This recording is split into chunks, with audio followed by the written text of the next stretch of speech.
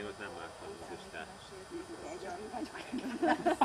Arra, hogy ők szörfőznek egész napot, tök mindegy, langálok.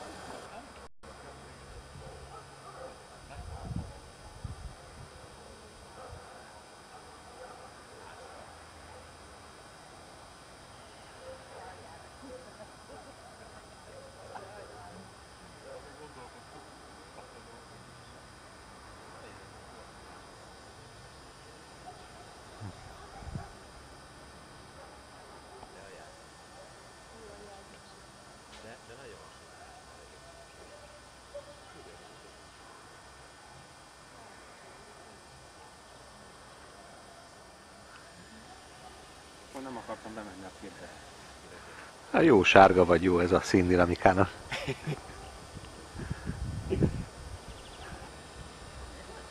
Az a fantasztikus, hogy meglátod egy ilyen szélében, hát ha valaki, akkor te biztos kívülről is lesz a hangosságírásnak.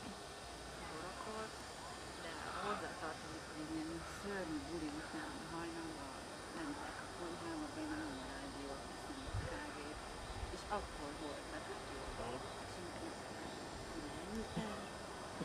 És itt egy ilyen csoda történt meg. És akkor arra gondoltam, hogy de ez biztos, szóval nincs annyi ebben a témában, hogy most már a javát ne hallottam volna, tehát most már kár fölrohanni a rádióval a Lacihoz, mert most már biztos hallottam a javát. És mi?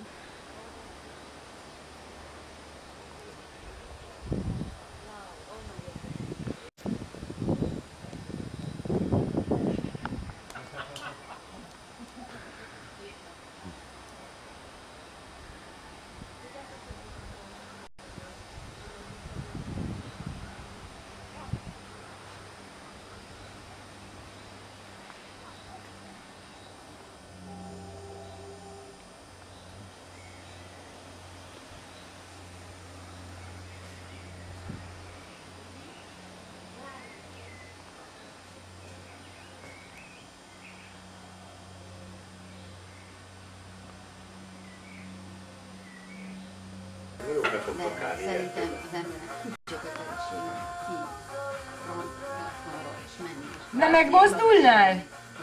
Én innen tök jól felveszem őt. De csúnya vagy. Félsz tőle? Borzasztó.